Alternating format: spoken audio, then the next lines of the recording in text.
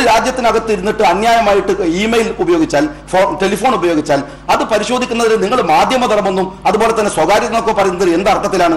ഇത് ശരിയായിട്ടുള്ള ഒരു പ്രവണതയല്ല. മൂന്നാമത്തെ കാര്യം, പലതവണ അബ്ദുറഹ്മാൻ സാഹിബ് പറയുന്ന ഒരു കാര്യം എന്താണെന്ന് വെച്ചാൽ സിമിയുമായിട്ട് ബന്ധമുള്ളത് കൊണ്ട് മുസ്ലിങ്ങളാണ്. സിമിയായിട്ട് എന്താ മുസ്ലിങ്ങൾക്ക് മാത്രം ബന്ധം ഉണ്ടാവുക? സിമിയുമായി മുസ്ലിങ്ങളെക്കാൾ കൂടുതൽ മുസ്ലിങ്ങൾ എന്ന പ്രയോഗം തന്നെ തെറ്റാണ്. കാരണം എന്താണെന്നറിയോ, ഞങ്ങൾ തീവ്രവാദത്തിനും ഭീകരവാദത്തിനും മതല്ല, അതിന് മതല്ല. പിന്നെ അതിനെ മുസ്ലിങ്ങളുമായി ബന്ധം എന്ന് പറയുന്നത്, മുസ്ലിങ്ങളുമായുള്ള ബന്ധം എന്ന പ്രയോഗത്തിൽ തന്നെ ദുരുദ്ദേശമുണ്ട്. അതൊരു കമ്മ്യൂണിറ്റിയെ ഇത്തരം തീവ്രവാദ പ്രവർത്തനങ്ങളിലേക്ക് കെട്ടിവലിക്കാനുള്ള പരിശ്രമമാണ്. ഞങ്ങൾ അവർക്ക് സമയം കൊടുക്കാത്തൊന്നുമല്ല കാര്യം. മാധ്യമം എക്സ്പോസ് ചെയ്യപ്പെട്ടു. ഞങ്ങൾ കുറെ കാലം പറഞ്ഞുകൊണ്ടിരിക്കുന്നു. ഇപ്പൊ മാധ്യമത്തിൽ ജമാഅത്തെ ഇസ്ലാമിയുടെ രാഷ്ട്രീയ താല്പര്യങ്ങൾ പൊളിഞ്ഞപ്പോ ഒരു പുതിയ തന്ത്രവുമായിട്ട് മാധ്യമ രംഗത്തിറങ്ങി. അത് മാത്രമേ ഇതിനകത്തുള്ള കഥയുള്ളൂ. തിരികെ എത്താം. ശ്രീ കെ സുരേന്ദ്രൻ, താങ്കൾ BJP നേതൃത്വം ഈ സംഭവത്തെ എങ്ങനെ കാണുന്നു?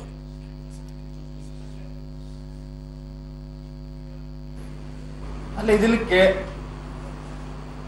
കേരളത്തിലെ സാമാന്യ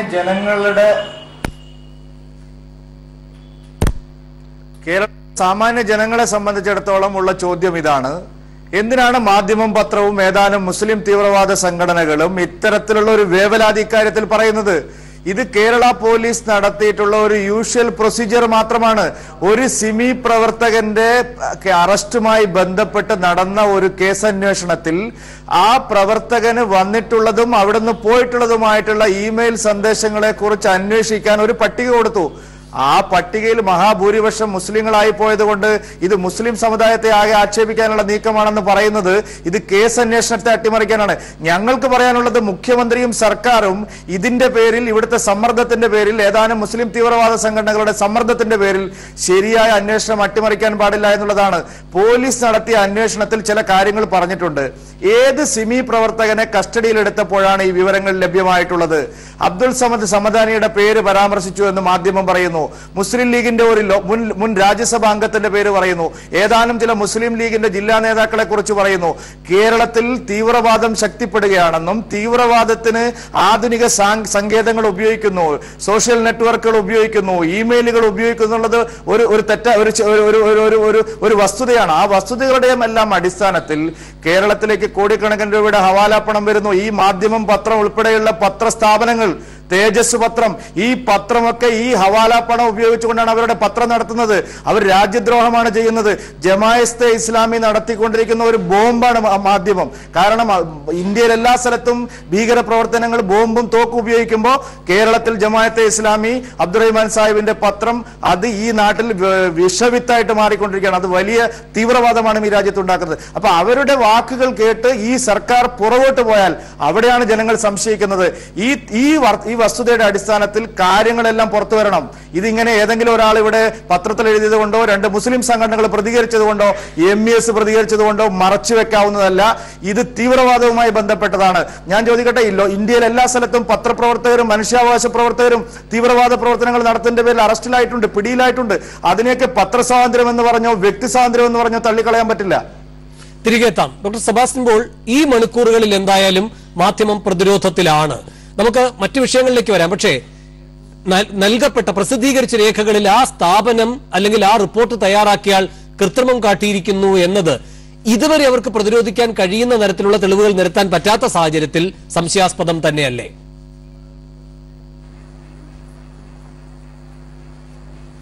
അല്ല, അങ്ങനെ സംശയിക്കേണ്ട കാര്യമില്ല.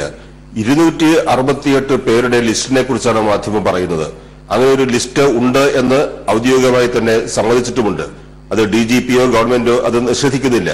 268 പേരുടെ ഇമെയിൽ ID ഉൾപ്പെടെയുള്ള വിവരങ്ങളെക്കുറിച്ച് അന്വേഷിക്കാനുള്ള നടപടി ഉണ്ടായി എന്നാണ് വാർത്ത. അതാണ് വാർത്തയുടെ കാതൽ.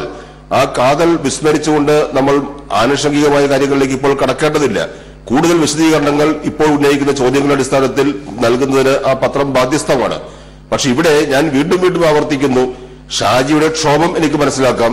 പക്ഷേ മനുഷ്യാവകാശങ്ങൾ എന്നത് അമേരിക്കയെയോ അല്ലെങ്കിൽ നരേന്ദ്രമോദിയെയോ മാത്രം മുൻനിർത്തി മുസ്ലിങ്ങൾ പറയേണ്ട ഒന്നല്ല. മുസ്ലിം ലീഗ് ഭരിക്കുന്ന കേരളത്തിലും മുസ്ലിങ്ങൾക്ക് മനുഷ്യാവകാശങ്ങൾക്ക് അവകാശമുണ്ട്. ആ വിഷയമാണ് ഞാൻ ചൂണ്ടിക്കാണിച്ചത്. അവിടെയാണ് ഷാജി ക്ഷോഭിക്കുന്നത്. ഞാൻ പറയുന്നത്, ഒന്നുമില്ലാത്ത ഒരു ശൂന്യതയിൽ നിന്ന് മാധ്യമം ഒരു കഥ കെട്ടിപ്പൊക്കിയെന്നല്ല. ഒരു പോലീസ് ഉദ്യോഗസ്ഥന് സംഭവിച്ചു പോയ ഒരു പിഴവിന്റെ പശ്ചാത്തലത്തിൽ അതിനെ എങ്ങനെ ഉപയോഗിക്കാം ഗുരുതരമായി, അപകടകരമായി, തങ്ങളുടെ കച്ചവടത്തിന് ഉതകുന്ന വിധത്തിൽ എങ്ങനെ ഉപയോഗിക്കാമെന്ന് മാധ്യമം സമർത്ഥമായി പരിശോധിച്ചു. അത്രമാത്രമേ ഉള്ളൂ.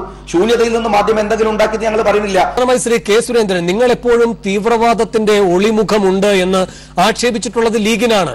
ഇവിടെ ആശ്ചര്യകരമായിരിക്കുന്നത് കെ എം ഷാജിയും കെ സുരേന്ദ്രനും അടുത്തടുത്ത കസേരകളിൽ ഇരിക്കുന്നു എന്ന് മാത്രമല്ല, നിങ്ങളുടെ രാഷ്ട്രീയ നിലപാടും നിങ്ങളെ വളരെ സമീപസ്ഥർ തന്നെ ആക്കുന്നുണ്ട്. ഇപ്പോൾ ഒ അബ്ദുറഹ്മാൻ പ്രതിനിധീകരിക്കുന്ന ജമാഅത്തെ ഇസ്ലാമിയാണോ ഏറ്റവും വലിയ തീവ്രവാദ സ്വഭാവമുള്ള പ്രസ്ഥാനം? ലീഗിന്റെ മന്ത്രിമാരടക്കമുള്ളവർ ഇതുമായി ബന്ധപ്പെട്ട എല്ലാ അന്വേഷണവും നടത്തണമെന്ന് പറയുമ്പോൾ, ജമാഅത്തെ ഇസ്ലാമി ദുരൂഹത ഉണ്ടാക്കുന്ന തരത്തിലാണ് പ്രവർത്തിക്കുന്നത് എന്ന് പറയുമ്പോൾ നിങ്ങൾ തമ്മിലുള്ള അകലം കുറഞ്ഞോ? ഒരിക്കലുമില്ല. ഇതിൽ ആരോപണ വിധേയരായിട്ടുള്ള പല ആളുകളും മുസ്ലിം ലീഗിന്റെ പല നേതാക്കളും പഴയ സിമിക്കാരാണ്. ഷാജി പറയട്ടെ, അബ്ദുൾ സമദ് സമദാനി സിമിയുടെ ഭാരവാഹിയായിരുന്നോ ഇല്ലയോ? അബ്ദുൾ സമദ് സമദാനി നേരത്തെ ചെന്നൈയിലെ RSS കാര്യാലയം ആക്രമിച്ച ബോംബ് വെച്ച കേസിലെ പ്രതിയെ, അദ്ദേഹത്തെ ചാലിയത്ത് അറസ്റ്റ് ചെയ്തപ്പോ തമിഴ്നാട് പോലീസ് അദ്ദേഹത്തെ സംരക്ഷിച്ചത് അബ്ദുൾ സമദ് സമദാനിയാണെന്ന് പറഞ്ഞ് കേരള പോലീസിന് കത്തയച്ചിരുന്നു.